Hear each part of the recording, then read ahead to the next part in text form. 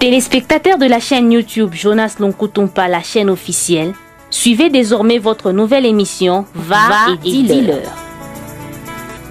Va et dis-leur, c'est l'histoire d'une vie transformée par Jésus-Christ après avoir servi le diable pendant 25 ans. Va et dis-leur, c'est l'histoire du pasteur Jonas Lonkutumpa la Yedidia, aujourd'hui serviteur de Dieu, jadis sataniste.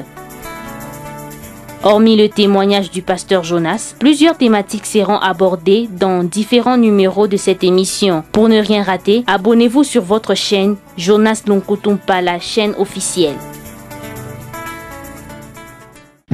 Ni mtu mwenye kuzoea kunzi ya vijana katika Kristo. Amen. Amina. Qui connaissent l'apôtre Jonas? Bani manamjua mtume Jonas. Oh, gloire à Dieu. Est-ce que nous pourrons encore acclamer très fort pour l'homme de Dieu? Personnellement, il m'a déjà beaucoup édifié. Et il va nous parler non seulement des choses que certains vivent au milieu de nous, mais des choses que lui-même a vécues, mais qu'il a aussi vaincues.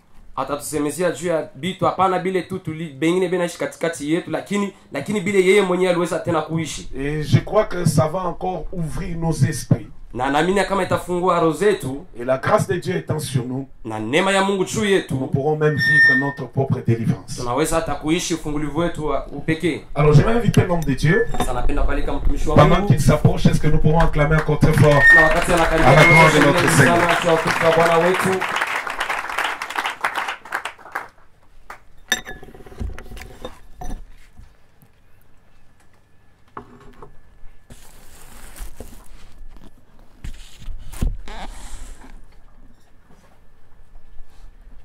Amen. Amen.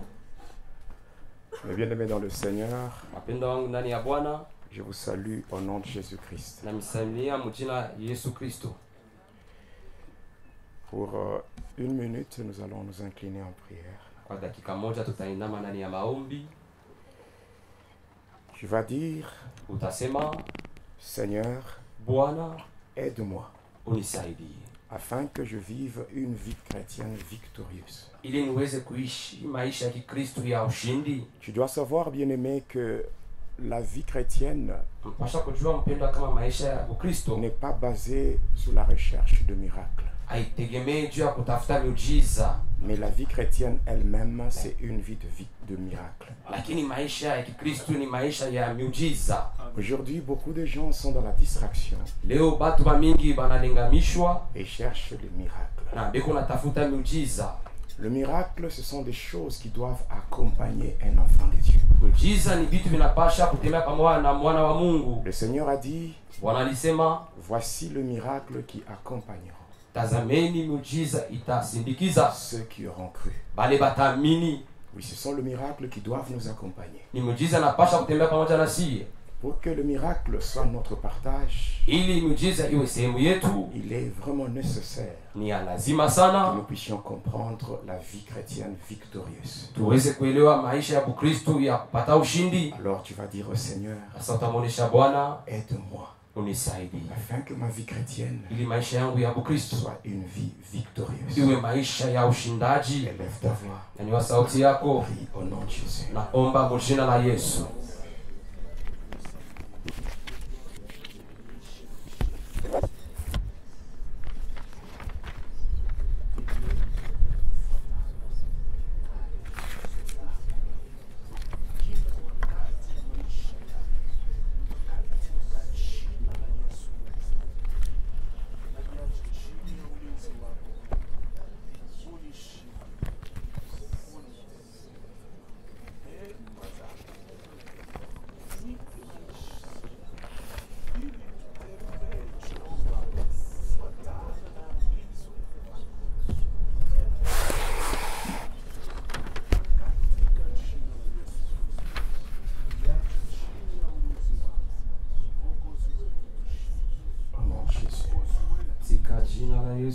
Au nom puissant de Jésus.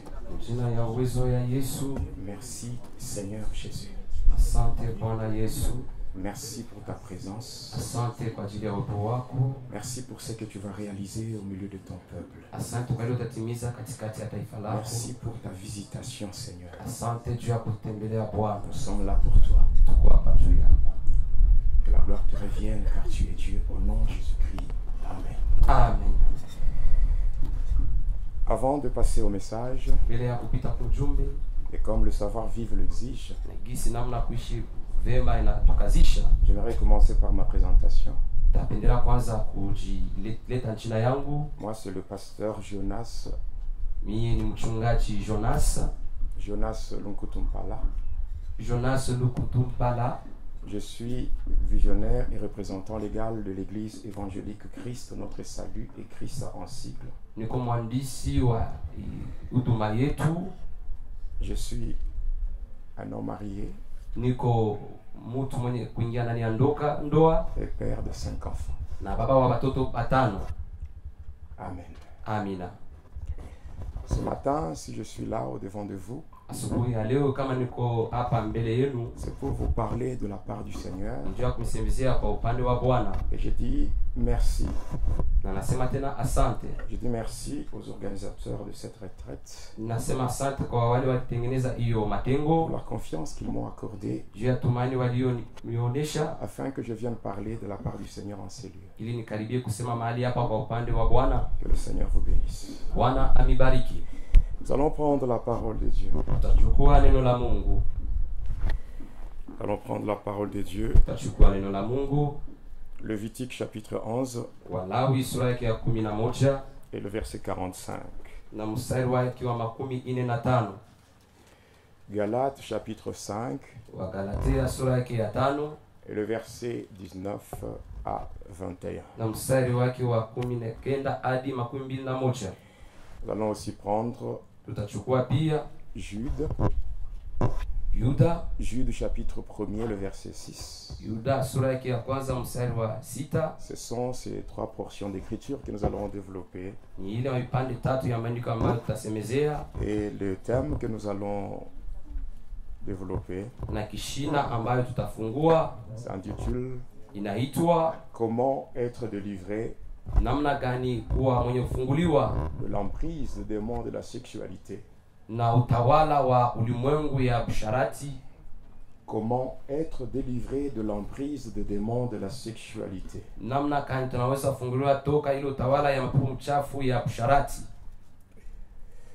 S'il y a quelqu'un qui a trouvé il peut nous aider par rapport à la lecture. Donc le premier livre, nous sommes dans Lévitique 11, le verset 45.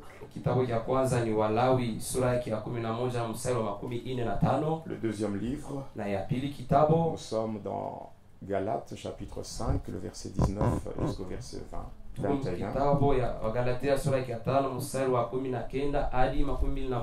Et enfin Jude chapitre 1er, le verset 6.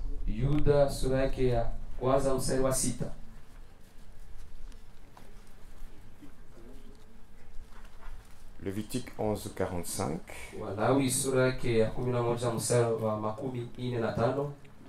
Lévitique chapitre 11, verset 45, nous lisons la parole de Dieu. Amen. En effet, je suis l'Éternel qui vous ai fait sortir d'Égypte pour être votre Dieu. Et vous serez saints, car je suis saint. Amen. Amen. Galates 5, 19 à 20.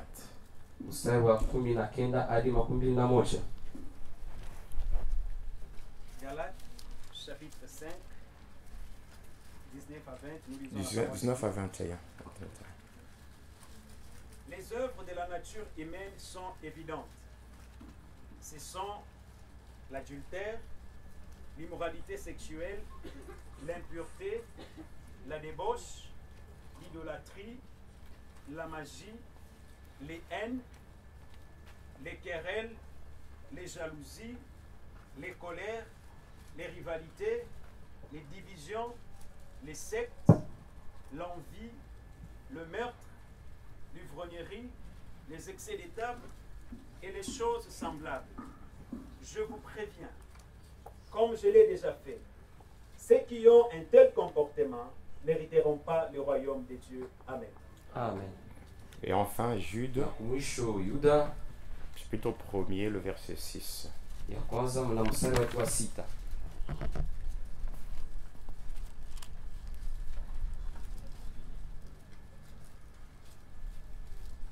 chapitre 1, le verset 6, nous disons: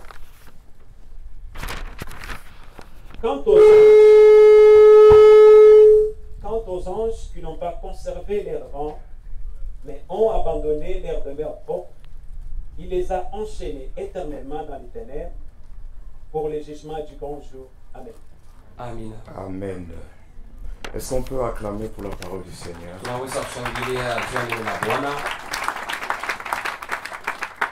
Ce matin, j'aimerais parler sur le sujet ou le thème que j'ai annoncé.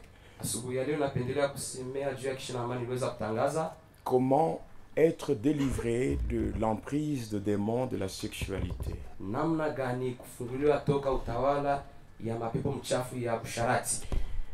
Avant d'être chrétien, avant de donner ma vie à Jésus-Christ, avant d'ouvrir la porte de mon cœur pour que le Seigneur fasse son entrée, j'étais dans une vie qui n'était pas conforme à la volonté du Seigneur. Et pendant plus ou moins 25 ans, j'étais au service de Satan. J'étais le représentant du 3e degré dans le mystère de l'air.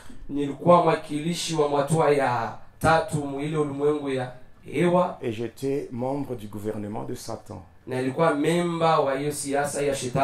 ne suis pas fier de mon passé, mais je suis fier de ma nouvelle identité dans le Seigneur. Amen. Je n'ai pas non plus honte de mon passé. Voilà pourquoi, selon l'ordre de ce que j'ai reçu de la part du Seigneur, je témoigne.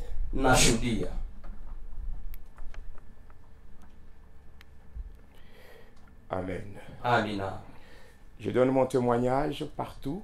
Et j'ai commencé à témoigner ce que le Seigneur a réalisé dans ma vie depuis l'année 2004. Et je continue à le faire. Car le Seigneur a dit, quand nous lisons le livre des Actes des Apôtres, le chapitre 1er, le verset 8, il est dit: mais vous recevrez une puissance, et le Saint-Esprit survenant sur vous, et vous serez mes témoins. Jérusalem, la Samarie, la Judée, et jusqu'aux extrémités de la terre. Et dans le psaume 66, le verset 16, il est dit: venez, vous tous qui craignez Dieu, et je raconterai ce qu'il a fait à mon âme. Chaque fois que je témoigne, c'est pour moi une façon de marquer ma gratitude par rapport à ce que le Seigneur a réalisé dans ma vie. Aujourd'hui, nous allons aborder ce sujet lié aux démons de la sexualité. Les démons de la sexualité sont en grand nombre et ils font beaucoup de dégâts. Et ils causent même la dépravation de la jeunesse. Il y a beaucoup de choses qui se font dans ce monde. Et ces démons-là jouent un grand rôle négatif. Moi, quand je parle de ce démon, ce n'est pas que quelqu'un m'a raconté. Moi-même, j'ai vécu avec ce démon-là. Voilà pourquoi je suis mieux placé pour vous parler avec toutes les précisions.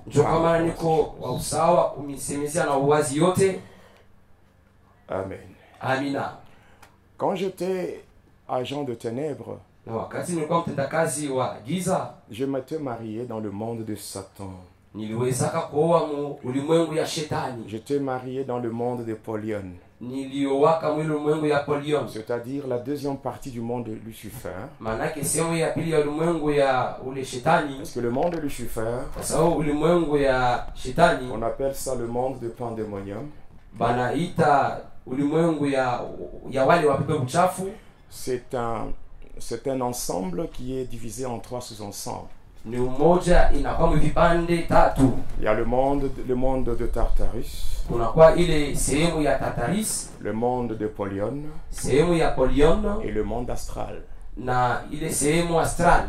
Le monde astral, c'est-à-dire l'endroit où vont tous ceux-là qui meurent loin de Christ, ceux-là qui meurent dans le péché. Ile sehemu ya astral ni ya bale bote bana kufa nje ya Kristo. Mais lorsqu'il était question d'entrer dans ce lien de mariage, je l'avais fait dans la deuxième partie du monde de Lucifer, c'est-à-dire le monde de Polion. Le monde de Polion, c'est l'endroit où le diable règne ensemble avec le sirène ainsi que les dragons.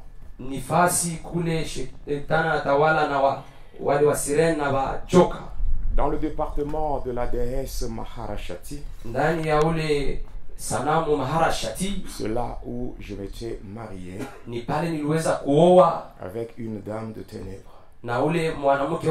C'était une dame blanche qui portait le nom de Hélène Maiglo. C'était celle-là qui était ma femme dans ce monde-là. C'était un démon. C'était une succube. Une succube. Quand on parle de succube, on voit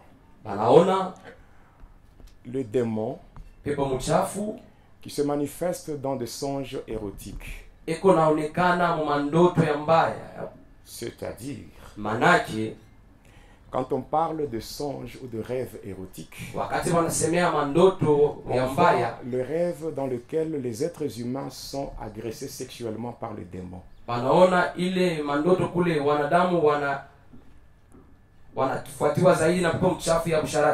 Alors, la femme que j'avais, c'était un démon. Parmi les démons de la sexualité. Bien aimé, avant d'aller plus loin,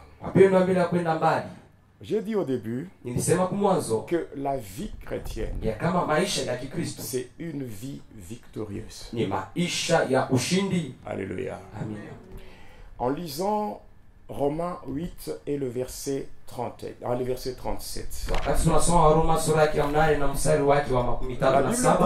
dans toutes ces choses, nous sommes plus que vainqueurs. Nous sommes plus que vainqueurs par celui qui nous a aimés. La parole de Dieu, ce n'est pas une compilation de slogans. Neno la Mungu si msemo tu ya kawaida. La parole de Dieu est oui et amen. Ni uzima na amina. Dieu est toujours derrière sa parole pour l'accomplir. Mungu anakuwaka mara yote nyuma neno lake ya kutimiza. Quand on est chrétien, na wakati tuko ba Kristo, cette victoire doit être notre partage. Ile ushindi napasha kwa sehemu yetu. Maintenant, pourquoi aujourd'hui les chrétiens sont manipulés par les démons? Sasa namna kani wa Kristo leo wanatawaliwa na mapepo mchafu? Pourquoi aujourd'hui dans les églises, on parle d'une église où il y a l'onction? Là, quand on voit pendant les séances de prière, les gens commencent à tomber comme des arbres et on dit que c'est là qu'il y a l'onction. Une église, il y a des gens qui ont déjà fait plusieurs années et à chaque séance de prière les gens tombent. C'est une église immature. Est-ce que quelqu'un peut dire amen? Amina. Alléluia. Amina. La vie chrétienne, c'est une vie de victoire. Et la victoire chrétienne est liée à certaines vérités bibliques que beaucoup de gens ignorent. Pour mener une vie chrétienne victorieuse, il faut connaître au moins 12 vérités bibliques. Inafai kujua maukweli 12 ya Biblia. Si vous ignorez ces vérités-là, Kama unakosa kujua hiyo maukweli, vous serez manipulé par le diable. utaongoziwa tu na shetani. Et aujourd'hui, je vais juste parler de 2 vérités. Na leo nitasemezea tu ile maukweli mbili. La première vérité Maukweli ya kwanza biblique ya kibiblia qui est irremplaçable. ila tuwezi kubadilisha na ingine. Cette vérité biblique, Ile ukweli ya kibiblia c'est la nouvelle naissance. ni kuzaliwa upya. La nouvelle naissance Kuzaliwa upya qui est vraiment un sujet négligé dans les églises. inakuwa kishara yenye kubereuliwa ndani ya makanisa. Il n'y a pas de vie chrétienne sans nouvelle naissance. Hakuna maisha ya Kristo bila kuzaliwa upya. Alléluia. Amina. Et la deuxième vérité, Na ukweli ya pili c'est la sanctification. ni utakaso. La sanctification ou la vie nouvelle en Christ. Utakaso wala maisha mpya ndani ya Kristo. Bien-aimés dans le Seigneur, Wapendwa ndani ya Bwana, avant de chercher à voir la main de Dieu, mbele ya kutafuta kwanza avant kuona de mkono wa chercher Mungu, toutes ces choses-là, mbele ya kutafuta vile vitu vyote, commençons par la nouvelle naissance. tuanzie kuna kuzaliwa upya. Et après la nouvelle naissance, Na kisha kuzaliwa upya cherchons la sanctification. tutafute utakaso. Ce que Dieu veut, Ile Mungu anapenda c'est notre ni sanctification. utakaso wetu. En lisant 1 Pierre, Wakati tunasoma Petro wa kwanza chapitre 1er, sura yake ya le kwanza verset 15 à 16, na mstari wake wa 15 hadi la 16, Bible dit ceci: Biblia inasema hivi: puisque celui qui vous a appelé est saint, kwa sababu aliyeniita yeye mtakatifu, soyez aussi saints dans toute votre conduite. ninyi yote muwe watakatifu ndani ya uongozaji wenu Il wote. est dit, vous serez saints parce que je suis saint. Gisi inasema kama mtakuwa watakatifu kwani mimi ni mtakatifu. Dans le livre de Lévitique, Mkitabu ya Walawi le chapitre 11, sura yake ya 11 verset 45, na mstari wake wa 45, Dieu est en train de parler. Mungu eko nasema Par la bouche de Moïse, il dit: kupitia kinywa ya Musa, na anasema je suis le Dieu qui vous a fait monter hors du pays d'Égypte ni mie Mungu alimitosha mwinchi ya Misri pour que je sois votre Dieu. ili niwe Mungu wenu. Alléluia. Amina. Si Dieu nous sauve, Kama Mungu anatuokoa c'est pour qu'il soit notre Dieu. ni ili awe Mungu wetu. Alléluia. Amina. Alléluia. Amina. Le travail que Dieu fait dans nos vies, Kazi ambayo Mungu anafanya ndani ya maisha yetu c'est de nous sauver de l'emprise du diable ni kutuokoa toka utawala wa et diabolo qu'il devienne notre Dieu. na yeye awe Mungu wetu. Pour que Dieu soit notre Dieu, Ili Mungu awe Mungu wetu, nous devons avoir la même nature que lui. tunapasha kuwa na aina ya umbo yake Et yeye la mwenyewe. nature de Dieu, Umbo ya Mungu c'est la sainteté. ni utakatifu. Voilà pourquoi il a dit: Ndio kama alisema, je vous ai fait sortir de l'Égypte nilimitosha mule Misri pour que je sois votre Dieu. ili niwe Mungu wenu, Vous serez saints mutakuwa watakatifu car je suis saint. kwa sababu mimi ni mtakatifu. Alléluia. Amina. Ce que Dieu veut, Ile Mungu anapenda c'est notre sanctification. ni utakaso yetu. Alléluia. Amina. La sanctification, Utakaso c'est une mise à part. ni kutiliwa pembeni, Une mise à part ni kutiliwa pembeni pour Dieu juu ya et Mungu une séparation na utenganisho avec l'ancienne vie de péché et de Pamoja ténèbres. na maisha ya zamani ya zambi na ya giza. Une mise à part Kutiliwa pembeni pour Dieu juu ya Mungu et la séparation na kuachana avec l'ancienne vie de na maisha péché ya zamani ya zambi et de ténèbres. na ya giza. Paul est en train de dire ceci Paulo yuko nasema hivi quand nous prenons Ephésiens wakati tunachukua kitabu wa Efeso chapitre 5 sura yake ya et le 5 verset 8. na mstari wa 8, Il dit: anasema vous autrefois, nini mara ya zamani vous étiez ténèbres. mulikuwa ni giza, Maintenant vous êtes lumière sasa hapa nini ni dans le nuru Seigneur. ndani ya Bwana. Marchez comme les enfants de lumière. Tembeeni kama vile wana wa Et nuru. au verset 11, il dit, Na mstari wa 11 au anasema, verset 11, il dit, mstari wa 11 anasema, ne prenez plus part msishughulikie tena aux œuvres infructueuses de ténèbres, matendo ya kutokusaa ya mais giza, plutôt condamnez-les. Alléluia. Amina. Nous sommes appelés à condamner les œuvres de ténèbres. Nous sommes appelés, si nous voulons ressembler à notre Dieu, si nous voulons avoir la même nature que Dieu, nous devons nous éloigner de tout ce qui ne glorifie pas Dieu dans nos vies. La vie chrétienne n'est pas une comédie. La vie chrétienne, ce n'est pas entrer dans une église, commencer à chanter, à danser. Non. La vie chrétienne, c'est une vie de discipline. Le Seigneur a dit, allez partout et faites de toutes les nations mes disciples. Et un disciple, c'est un élève discipliné qui imite son maître. Je reprends. Un disciple, c'est un élève discipliné, imite son maître.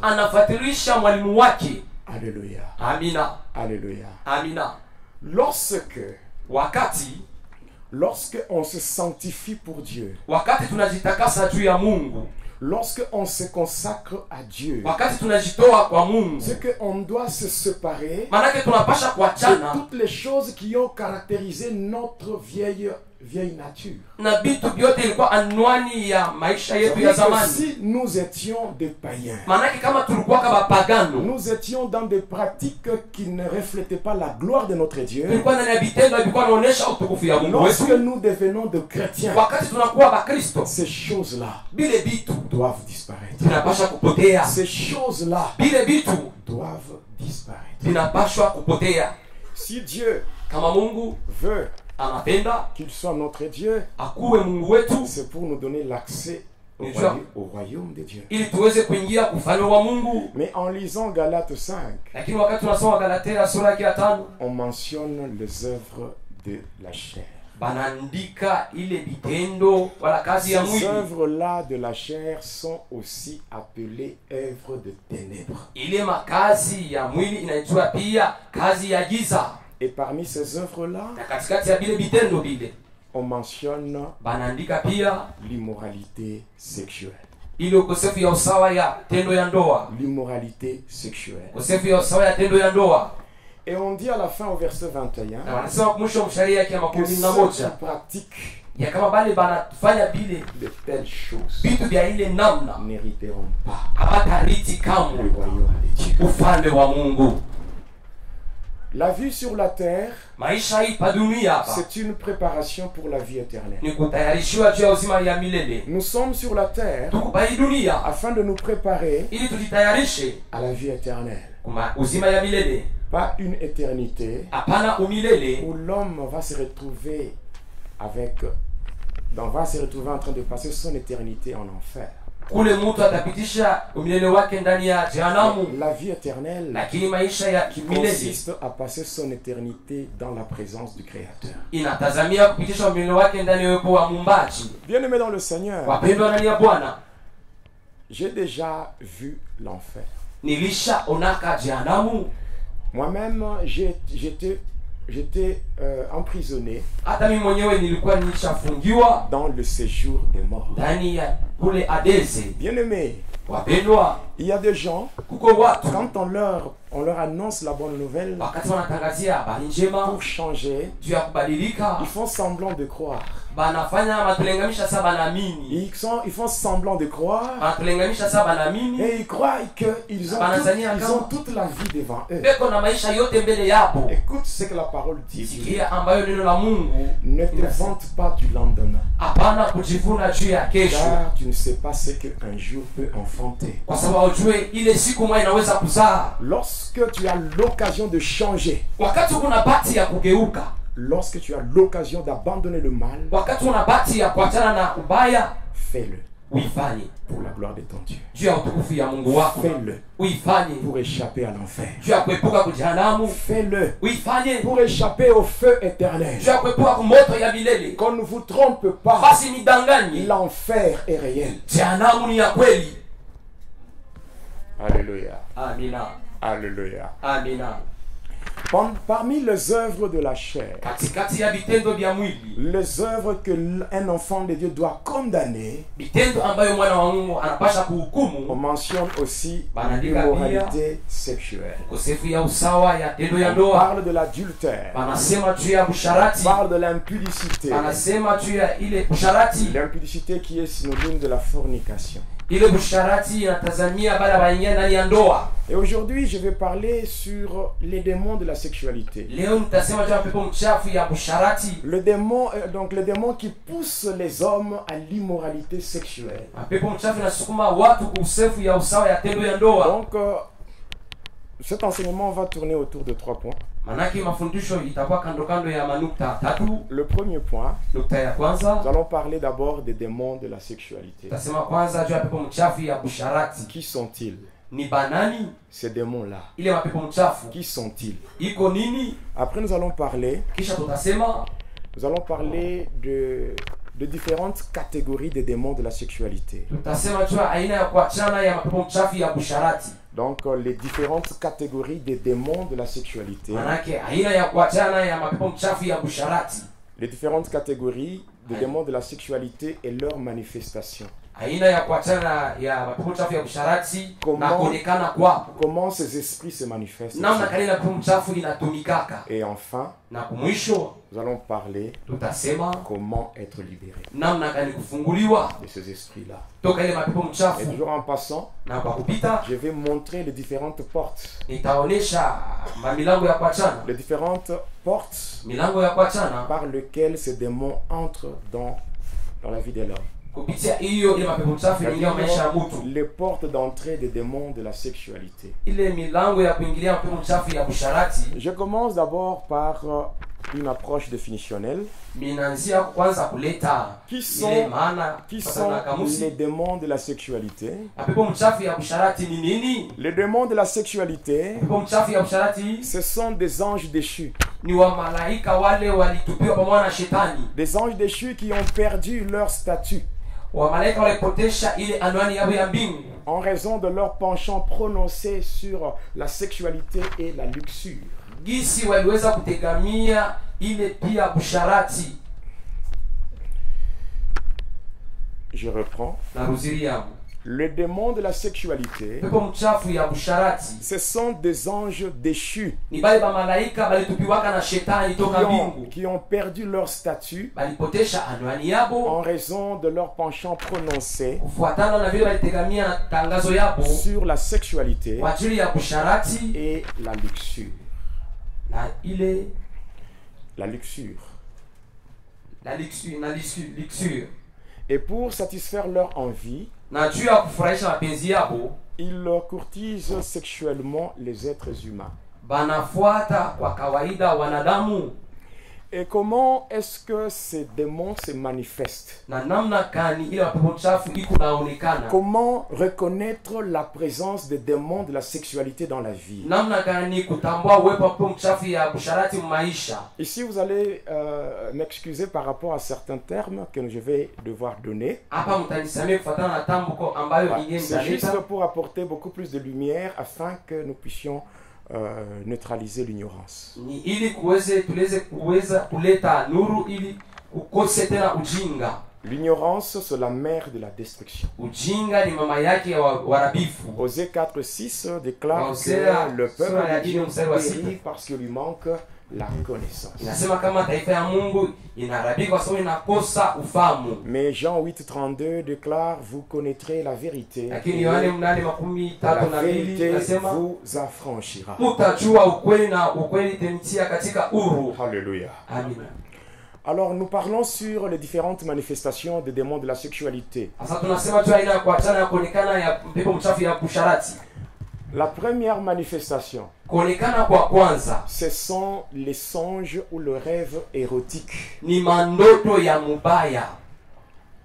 Le songe et le rêve érotique, Ni mandoto ya mtu anaona yanafanya tendo ya ndoa. ce sont des rêves Ni mandoto dans lesquels ndani yayo l'homme se voit en train de connaître des relations sexuelles. mwanaume eko na jiona inasharatika. C'est-à-dire, Manake La personne se voit en train de connaître des relations intimes. Mtu anajiona eko nafanya tendo ya ndoa dans le rêve. Ndani ya ndoto. Cela signifie déjà inamaanisha pale il y a un problème ya kama kuko mambo avec les démons de la sexualité. ile mapepo mchafu ya busharati. Deuxième manifestation, kuonekana kwa pili, c'est ce qu'on appelle la pollution nocturne ou accident nocturne. Ni ile banaonesha maajali ya usiku. La pollution nocturne, kutiliwa uchafu ya usiku, c'est que une personne qui dort, manake mtu alisha kulala, mais se réveille, asiamuke, cette personne se réveille ule mtu analamuka, elle constate qu'elle a déjà libéré la semence. Anatambua kama alisha toa mbegu. La semence masculine tout comme la semence féminine. Donc cette pollution là. Ile mbegu ya wanaume wala ya kike, ile kujichafusha. Il y a beaucoup de gens qui vivent dans ces choses. Le tout n'est pas seulement de vivre ces choses, mais le tout est de savoir comment cela a commencé. En lisant Ecclésiaste 7, le verset 14, la Bible dit, au jour du bonheur, sois heureux, mais au jour du malheur, réfléchis. Cherche à connaître ce que tu vis. D'où est-ce que cela tire son origine? Alléluia. Amina. Alléluia. Amina. Quand nous lisons Jérémie 33:3, Dieu dit, invoque-moi, je te répondrai. Je te ferai savoir les choses cachées, les choses grandes que tu ne connais pas. Alléluia. Amina. La troisième manifestation, ce sont des attouchements démoniaques. C'est-à-dire une personne qui n'arrive pas vu, qui n'a pas vu une visitation, qui n'a pas été visité par les démons de la sexualité, passant par un acte sexuel, mais la personne se réveille, elle sent sur son corps, physiquement, comme si quelqu'un l'a touché, comme si quelqu'un a touché les parties intimes de son corps. La personne se pose des questions. Qu'est-ce qui s'est passé? Je ne me suis pas vu dans un acte sexuel. Mais comment je me réveille? Et très souvent, quand la personne voit ces choses, quand la personne sent de telles sensations, la personne sent que certaines parties de son corps ont été touchées. Et après quelque temps, la personne peut se sentir même excitée pour chercher à satisfaire un besoin sexuel. C'est ce qui fait que certaines personnes commettent l'impudicité sans connaître pourquoi. Il y a des gens qui commettent la pratique qu'on appelle l'onanisme. L'onanisme, c'est le terme spirituel de la pratique qu'on appelle la masturbation. Oui, la masturbation, on appelle ça l'onanisme. Et c'est poussé par les démons de la sexualité. Suite à cette manifestation qu'on appelle attouchement démoniaque. Il y a aussi une autre manifestation. Ce sont des apparitions physiques. Là, c'est souvent les gens qui ont fait des pactes dans le monde de ténèbres. Des gens qui sont entrés dans l'occultisme et qui ont fait des pactes dans le monde de ténèbres. Et là, les démons de la sexualité peuvent se servir d'une enveloppe charnelle et venir physiquement pour s'accoupler avec les humains. Comme moi quand j'étais dans le monde de ténèbres.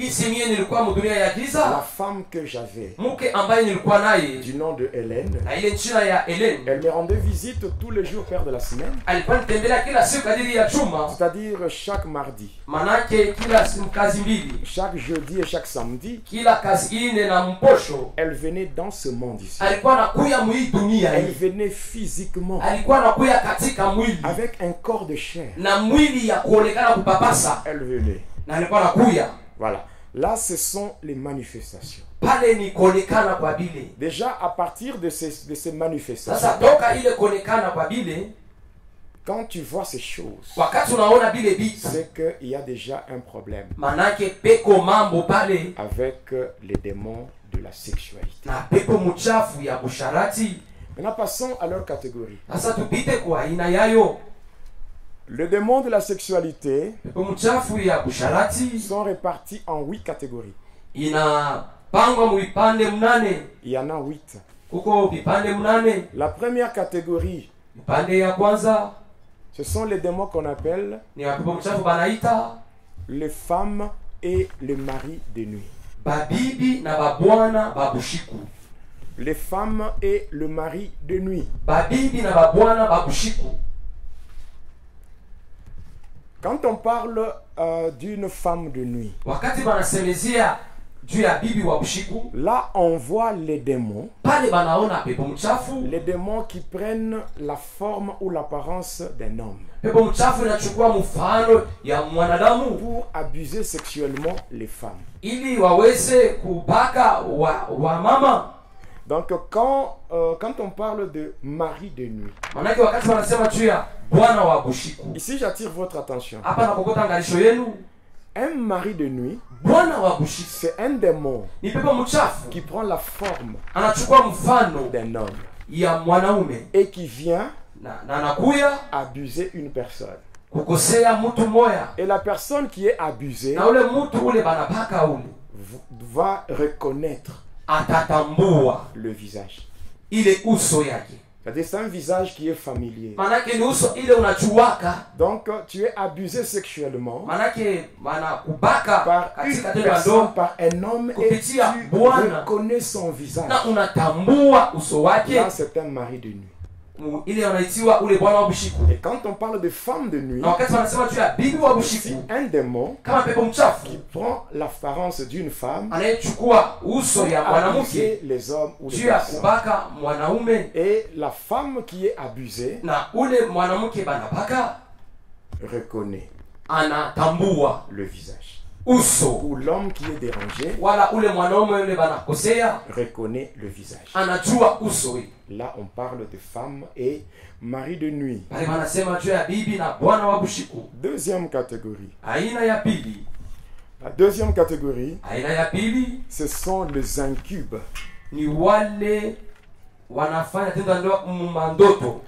Les incubes et les succubes.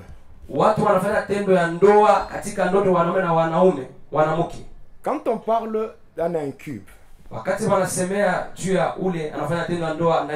c'est un démon qui prend l'apparence d'un homme et qui va abuser une femme. Mais la personne qui est abusée ne reconnaît pas le visage. Le visage n'est pas familier. Et même chose pour les succubes. C'est-à-dire c'est un démon qui prend l'apparence d'une femme et qui va déranger sexuellement les hommes. L'homme qui est dérangé ne reconnaît pas le visage. Le visage n'est pas familier. Et là, on parle de succube. C'est ça la différence entre les maris et femmes de nuit, et ainsi que les incubes et les succubes. Je parle de ces différentes catégories, pourquoi? Parce que si vous commencez à prier pour la délivrance d'une personne et que vous n'arrivez pas à identifier la catégorie de démons, vous allez faire un travail inutile. Voilà pourquoi il y a beaucoup de gens pour qui on a déjà prié pour mettre fin aux activités des démons de la sexualité. Mais ces gens ne vivent même pas un changement. Parce que les démons de la sexualité, pour les déloger, il faut commencer d'abord par les identifier. Vous pouvez trouver une sœur qui est sous l'influence des djinns. Les djinns. Non, djinns. Les djinns, ce sont les démons qui sont jetés sur les sœurs par les marabouts afin de bloquer leur mariage. Maintenant, quand vous vous mettez à chasser ce mariage, je chasse les maris de nuit, femmes de nuit, mais il n'y aura pas de changement parce que la personne n'est pas sous l'emprise de mari de nuit.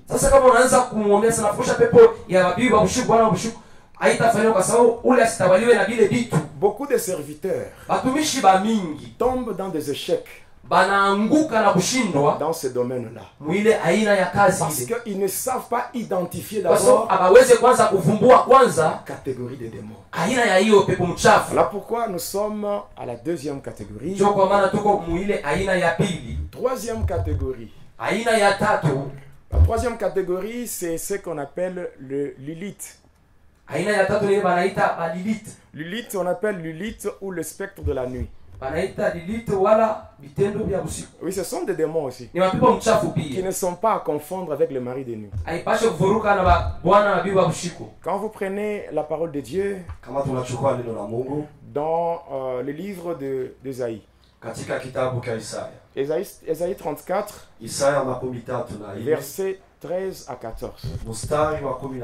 Là, vous allez voir ce phénomène-là de Lilith. Le phénomène de Lilith. Quand vous prenez la Bible, vous prenez par exemple la version français courant. On parle de Lilith. Quand vous prenez la version Louis II, on parle de spectre de la nuit. Oui, ces démons-là se manifestent beaucoup de fois. Quatrième catégorie, ce sont les sirènes. Le sirène des eaux et le sirène de l'air. Il y a une différence. Il y a même certaines sœurs qui subissent l'incarnation de sirènes. Est-ce que vous permettez que j'ouvre une parenthèse? Vous permettez? Oui. Lorsque les sœurs subissent l'incarnation de sirène des eaux, sirène des eaux, sirène de l'air, ça pousse les sœurs à chercher la beauté sirénique. Amen. Je dis ceci. Si ces esprits-là de sirène s'incarnent dans les sœurs, dans les femmes, ces esprits les poussent à chercher la beauté sirénique. La beauté sirénique, c'est une beauté qui est basée sur la séduction. inakuwa ni urembo inapeleka kutongoza watu. Le mariage ne vient pas et ne viendra jamais par la séduction. Na ndoa haiwezi kuja na kama haiwezi kutokea kutongoza watu. Quand tu séduis un homme pour entrer avec lui dans le mariage, c'est que tu invites le diable dans ton mariage. Wakati unatongoza mwanaume ili apate kukoa mwingie katika ndoa, basi hapo namwalika shetani katika ndoa. Même les mauvais accoutrements, na hata mavazi mbaya, le maquillage exagéré, hata kujipenda binapitisha, les démarches cadencées, hata namna ya kutembea mwenye kurembeka. Toutes ces choses-là, c'est la manifestation des esprits des eaux. Inakuwa ni kionyesho ya mapepo ya mumaji. Alléluia. Moi, j'aime l'église qui condamne le péché. Moi, je n'ai jamais été d'accord avec une église qui ne fait que proclamer des bénédictions pour des gens qui vivent encore dans le péché.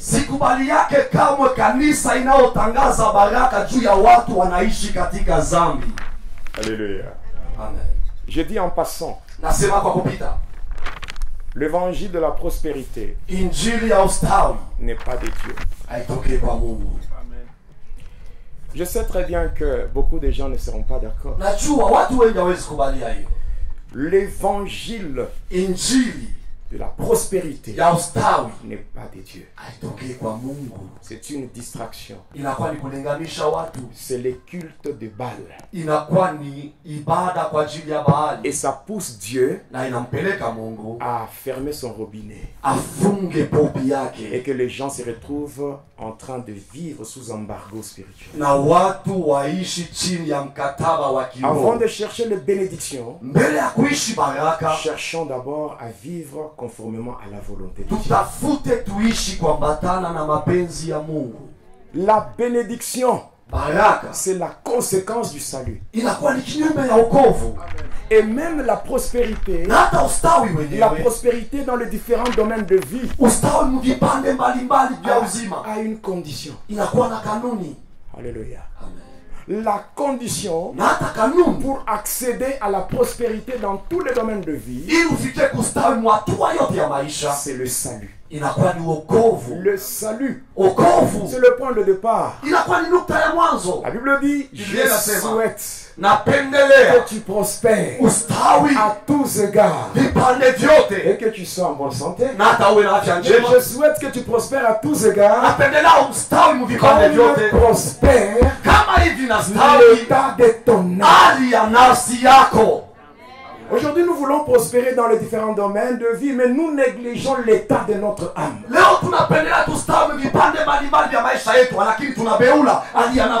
Une âme qui prospère bien, c'est l'âme d'une personne qui est sauvée. La Bible elle-même, c'est le livre du salut. De la Genèse jusqu'à Malachie. C'est ce qu'on appelle la préparation du salut. Les évangiles, c'est la manifestation du salut.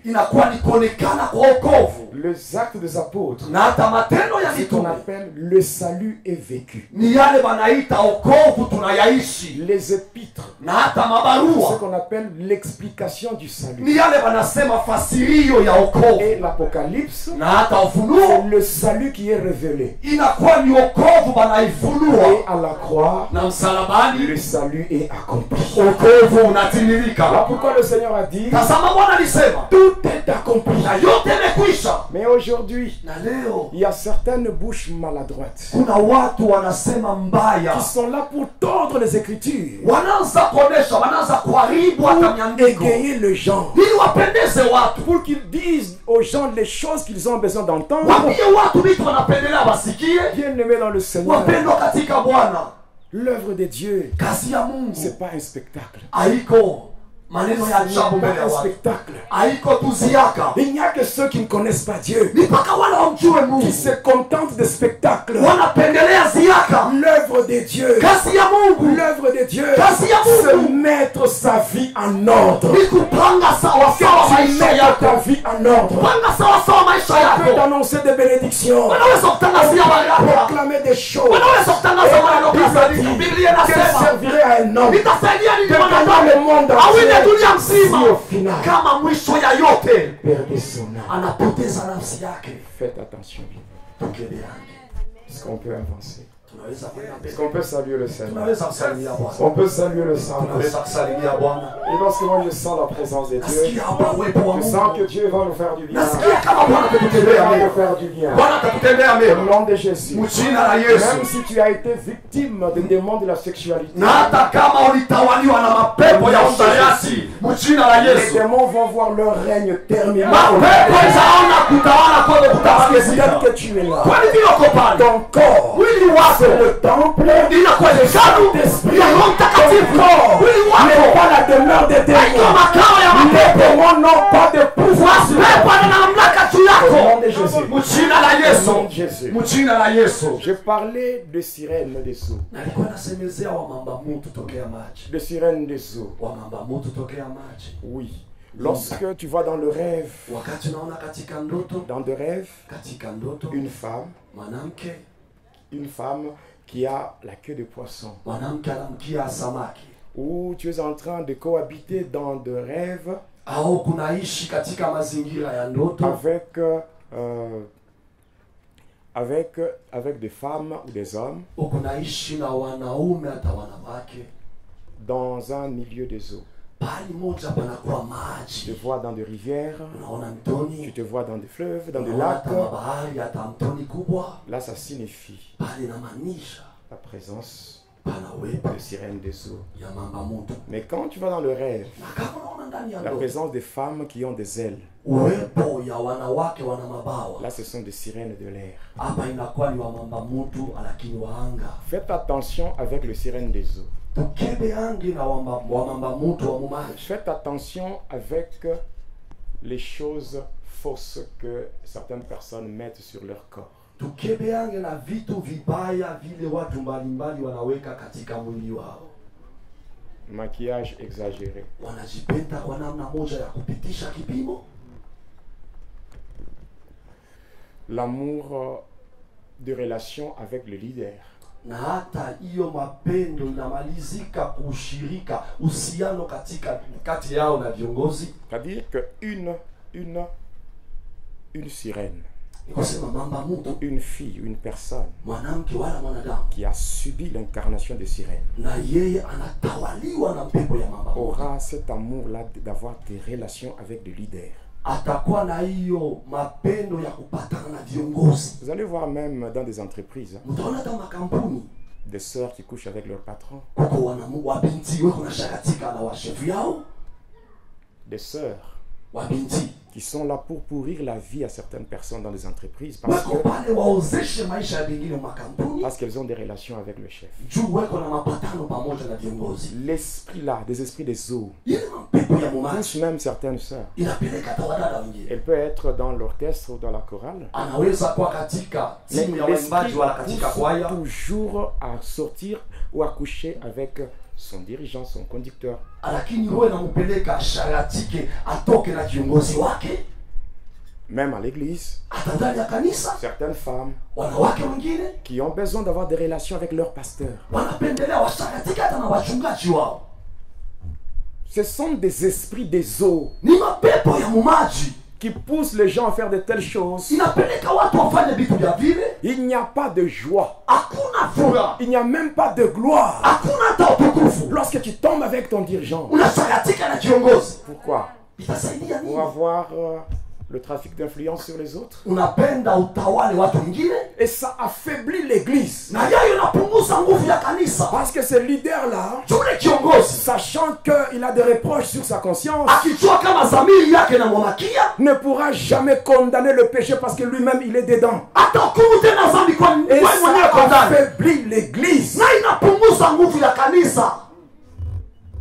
L'église, c'est la partie visible de l'armée de Jésus-Christ. Si il y a la partie invisible, nous voyons Jésus, le Saint-Esprit et les anges qui sont restés fidèles à Dieu.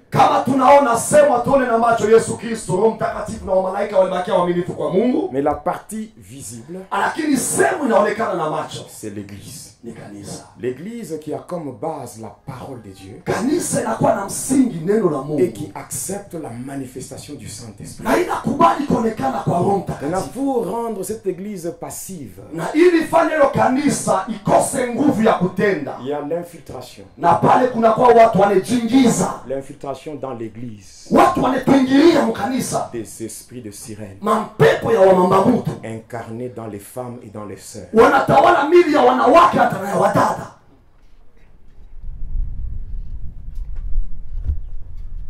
Être un sataniste, ce n'est pas seulement être dans la sorcellerie. Servir le diable par le péché, c'est être un agent de Satan. 1 Jean chapitre 3 verset 8. Celui qui pratique le péché est du diable. Car le diable pêche dès le commencement. Il faut faire très attention. J'ai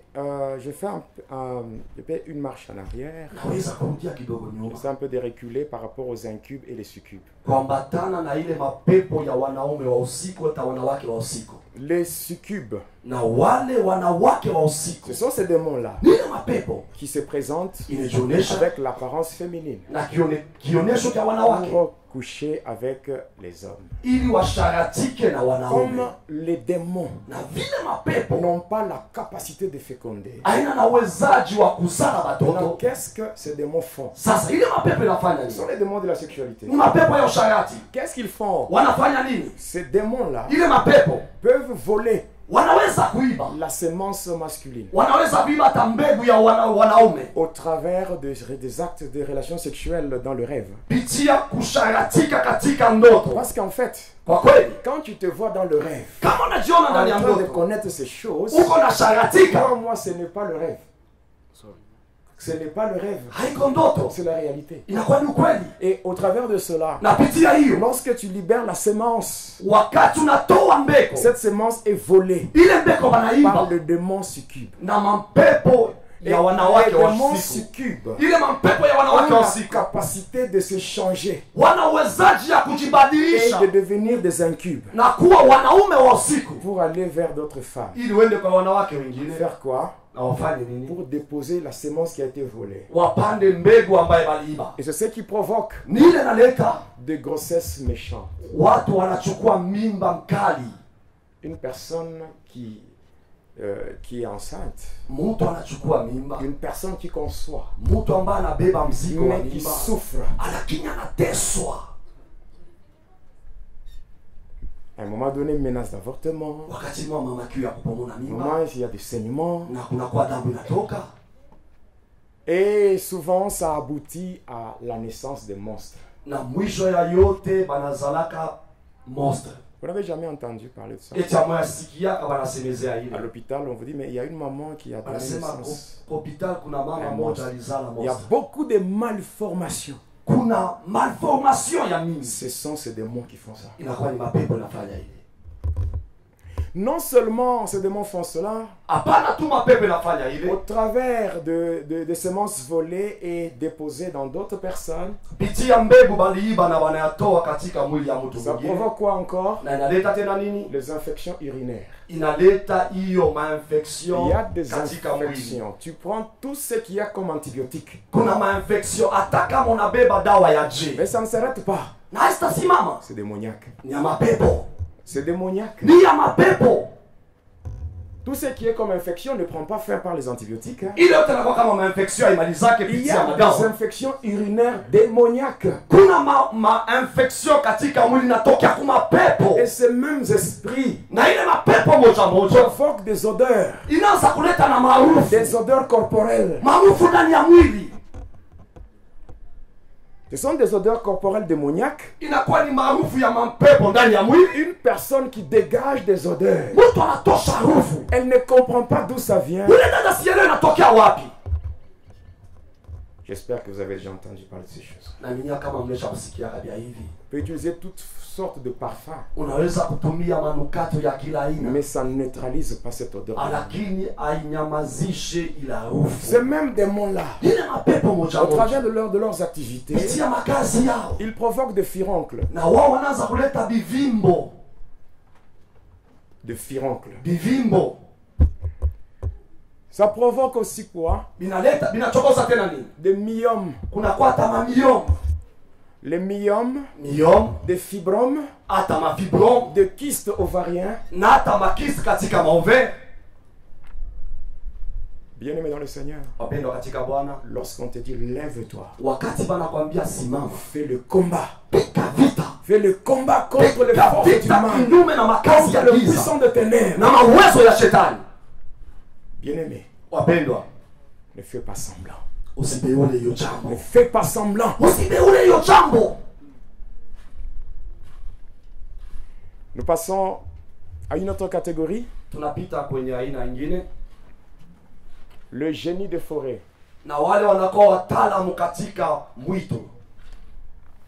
Moi, quand j'étais un agent de Satan,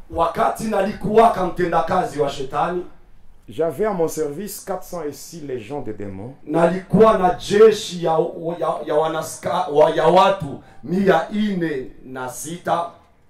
Lorsque Lucifer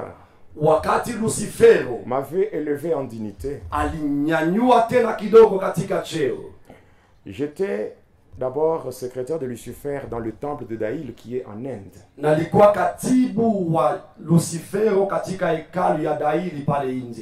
J'ai eu à travailler avec beaucoup d'autorités, surtout ceux-là qui étaient dans le deuxième régime. Des gens qui ont fait à ce que le Congo soit à genoux aujourd'hui. Et lorsqu'on se lève pour condamner ces choses, on devient des ennemis. Lorsque le Seigneur avait parlé sur la délivrance de notre nation, il avait parlé au frère Alain Moloto. Et c'était le début du ministère Eden, ensemble pour la délivrance de la nation. Comme on n'aime pas que le pays se soit délivré, c'est maintenant le poison qui a commencé à travailler.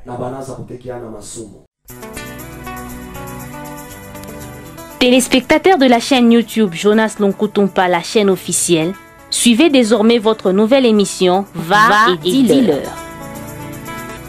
Va et dis-leur, c'est l'histoire d'une vie transformée par Jésus-Christ après avoir servi le diable pendant 25 ans. Va et dis-leur, c'est l'histoire du pasteur Jonas Lonkutumpa la Yedidia, aujourd'hui serviteur de Dieu, jadis sataniste. Hormis le témoignage du pasteur Jonas, plusieurs thématiques seront abordées dans différents numéros de cette émission. Pour ne rien rater, abonnez-vous sur votre chaîne Jonas Lonkutumpa, la chaîne officielle.